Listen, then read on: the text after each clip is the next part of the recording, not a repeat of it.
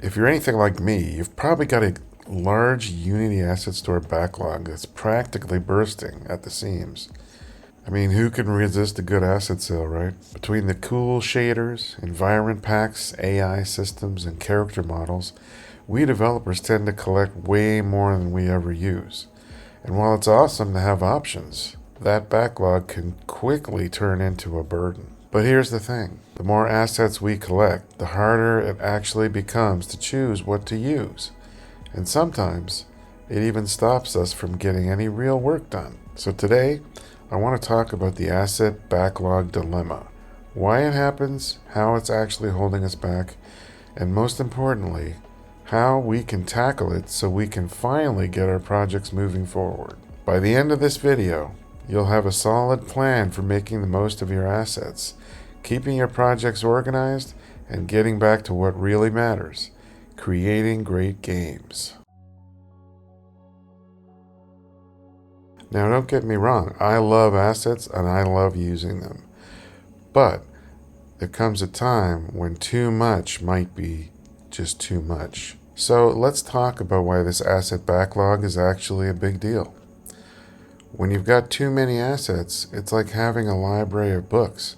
But instead of reading any one book, you keep grabbing another off the shelf. It can be overwhelming. You might find yourself jumping between assets, trying to decide which ones to use, and that back and forth can lead to choice paralysis.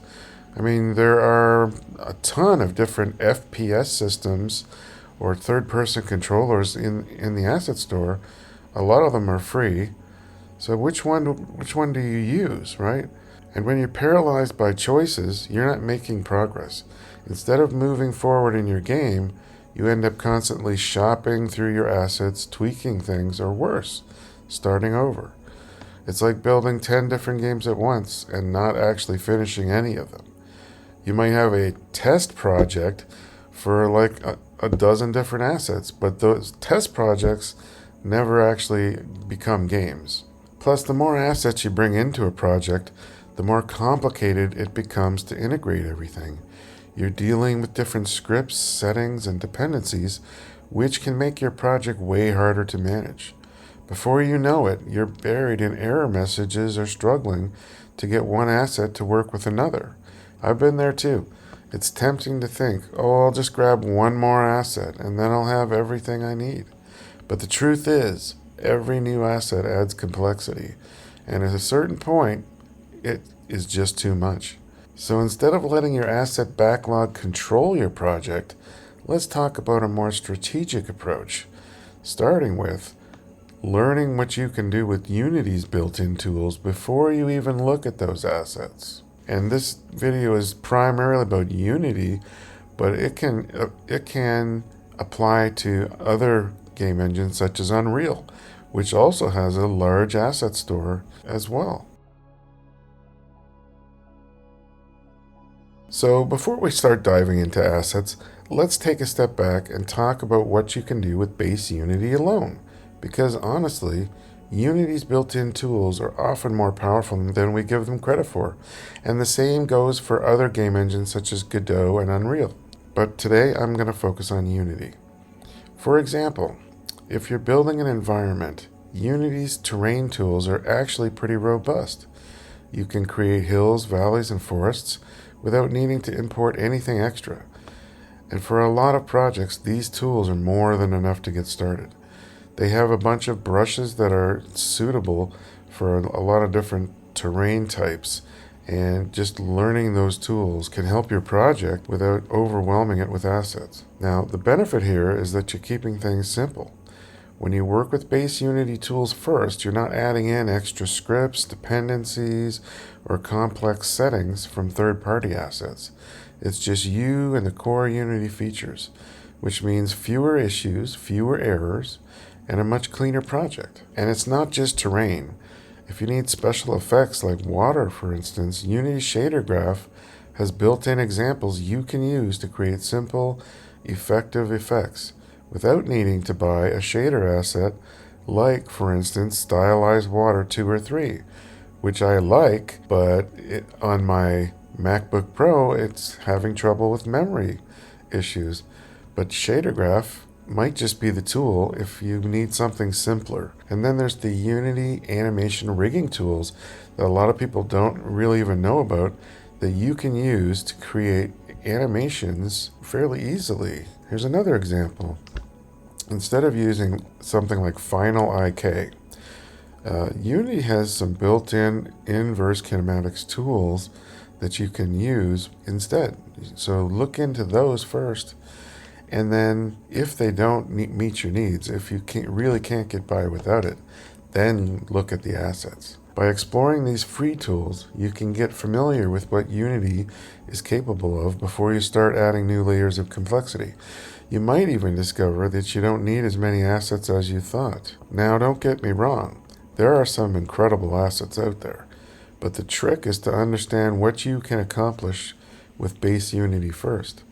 This not only saves you money, but it also builds your problem-solving skills. You're learning to think creatively within Unity's built-in limits, which will help you troubleshoot and adapt no matter what assets you end up using later. And when you do end up using assets, it's good to have a solid foundation in base Unity so that you understand why it is that you need these assets and why you can't just use base Unity for it.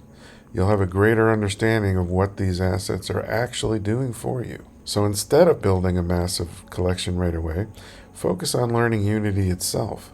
This way, when you do bring in assets, you'll know exactly how they fit into your project and how to make the most of them. All right, now that we know why starting with base Unity is so helpful, let's move on to the next step, choosing one main asset to work with and sticking with it. So you've explored what base Unity can do, and now you're ready to bring in an asset. But here's the key. Instead of downloading 5 or 10 different assets, try picking just one that will make your game easier to create, and then focus on mastering it. For me, one of the best examples is Game Creator 2. It's a fantastic asset for setting up character controls, interactions, and custom actions without needing to code everything from scratch. In fact, without even needing to code anything at all. It's a no-code solution so that you don't have to even learn C# if you don't want to. This one asset can handle a lot of heavy lifting, whether you're making an RPG, an adventure game, or even a horror game. It's got so many different tools and features that this one asset alone can help you make your game. By choosing a core asset like Game Creator 2, you're not constantly switching between different tools and trying to make them work together. Instead, you get familiar with one system, learn all of its features, and figure out how to make it work for your game. This saves you time, and it keeps things way more organized. Think of it like building a foundation. When you understand what your main asset can do, you can start building out mechanics, interactions, and gameplay elements without having to stop and troubleshoot every 5 minutes. You'll actually make progress faster because you're mastering the tools instead of constantly learning new ones. And trust me, I get it.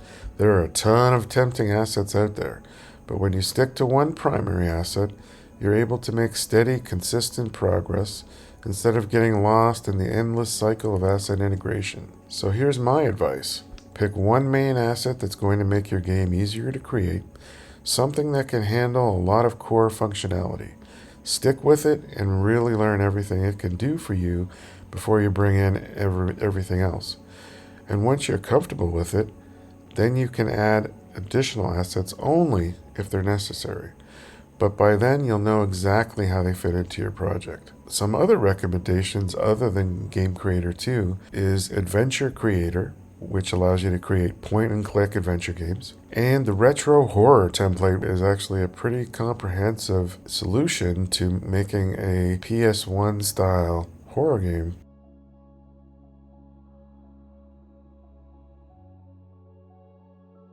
So before you buy something, it's always worth asking, can I create this myself using what I already have?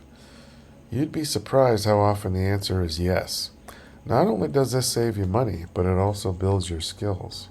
Unity's assets have a lot of built-in examples that you can look at or download from the package manager that can help you out quite a bit. And here's the best part. By experimenting with free tools, you learn the inner workings of Unity. You get hands-on experience, and that helps you better understand how to troubleshoot and customize things down the line. Unity also has a free section in the asset store with a lot of useful assets that are completely free to use. So before adding another paid asset to your backlog, check the free options first. You might find something that fits your needs perfectly. So to sum up, whenever possible, try using free alternatives. It's a way to keep your project manageable, build skills, and stretch your budget. And of course, if you do end up needing a specific paid asset, you'll know exactly why you need it and how it will fit into your project. Alright, so we've talked about learning base Unity, focusing on one key asset, and finding free alternatives. But let's be real. If you're like me, you've probably already got a bit of an asset backlog. So how do we manage it without letting it get out of control? One of the best things you can do is organize your assets. Create specific folders in Unity for each type of assets, like characters, environment, UI, and so on, and keep your projects organized. This way, if you're looking for something specific, you're not digging through a mess of files trying to remember where you put it. Another tip, prioritize by project needs. Only bring in the assets that you know you'll need for your current project. Everything else can stay out of your main project folder. This keeps your project lighter and reduces the risk of unnecessary errors or compatibility issues. For example, if you have a 5 GB pack of an environment, like a modular environment, just bring that environment into a separate project and then export a package from that project with just the assets you want in your main game project.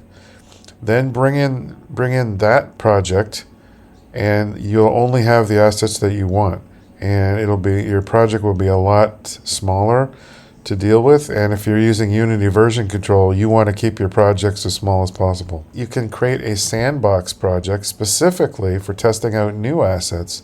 If you're curious about how an asset works or if it's a good fit, import it here first.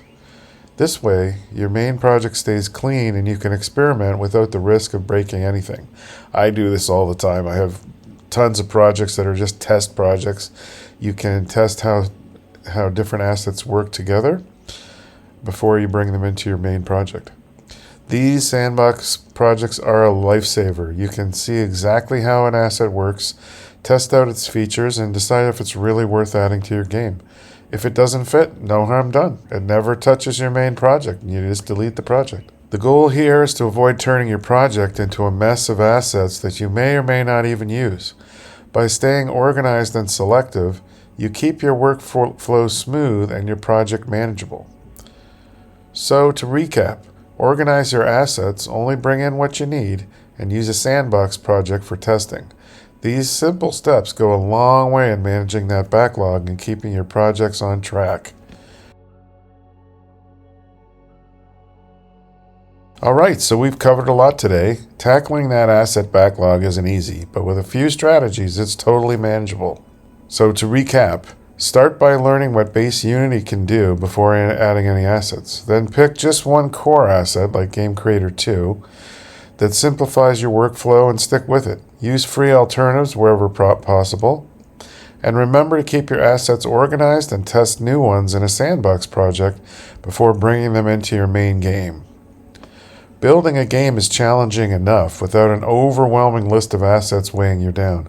By following these steps, you can stay focused, keep your project organized, and most importantly, make steady progress towards your game development goals. So let me know in the comments, what does your asset backlog look like? Are there any assets you've determined to finally use? Or maybe some that you regret buying? I'd love to hear your stories. And for those of you who are using Game Creator 2, stay tuned to this channel because I'll be covering many more topics related to Game Creator 2. So thanks for watching, and I'll see you in the next one.